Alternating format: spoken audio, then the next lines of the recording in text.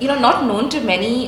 Your father enrolled you at the RSS when you Yes. were a kid, Yes. and you talk about it as being a fun experience, not contrary to the I popular think I opinion. talk about everything as being a fun, fun experience. And yeah, I mean, the RSS, as I've mentioned in the book, when I joined as a child, I must have been 9 or 10 or something like that. And we had these games and exercises every day, and there was nothing religious or dogmatic or nothing like that. It was pure fun, fitness, exercise, nothing racist, nothing negative in it at all. For me, it was a completely positive experience, and the people who were there, who were helping us to to play those games, and there was discipline was a big thing, Right. that you have to listen, you have to be obedient, you have to listen to your elders, you have to respect your elders. Those were all things Did you that pick up needed strains of discipline from there? to. You did have a disciplined childhood. I did, but I think I was basically a disciplined child, and I think I'm a disciplined person. But of course, it's self-discipline.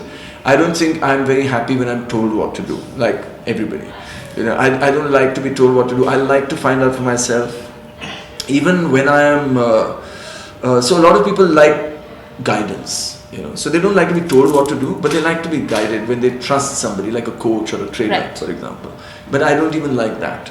So I had that experience when I was a competitive swimmer. I had great coaches, but when I started running, for example, which was 17 years ago, for me that became an experience-led journey. Right. I didn't want to ask somebody what I need to do to achieve this. I wanted to find out for myself. So also the fact that I don't train for something. I try to keep a level of fitness and conditioning with which I can face any challenge that can confront me in the life that I have. Right. So that's how I do these challenges. So I say, okay, let me see if I can do Ultraman without training for it. Let me see if I can do another Ironman without training for it. Let me see if I can climb Kilimanjaro without training for it.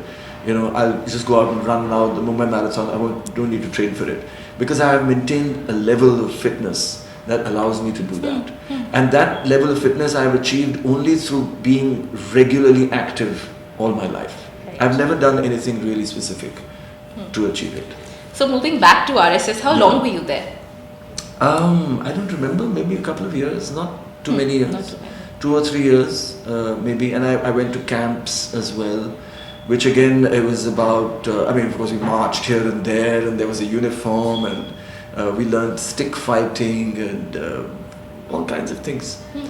But as I said, there was none of the stuff that today we talk about that concerns the RSS. So when you hear of these things, what? I'm a little surprised. I don't discount it. I'm sure it's there. I didn't study their philosophy at that time or go into what their mission was or any of that.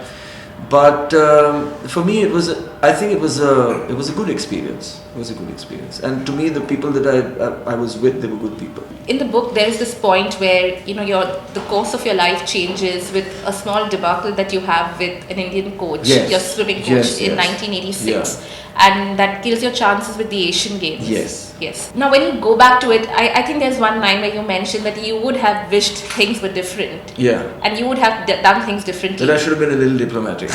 I'm still not.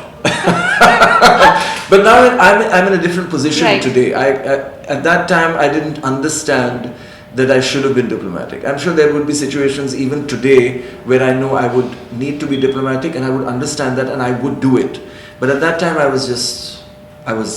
Do you regret that? Because it changed the entire direction that your life. I do regret it, of course. I would have loved to represent India at that time at the Asian Games. I had represented India at the South Asian Games and all of that, but Asian Games are different. It's much bigger. It would have been a great experience.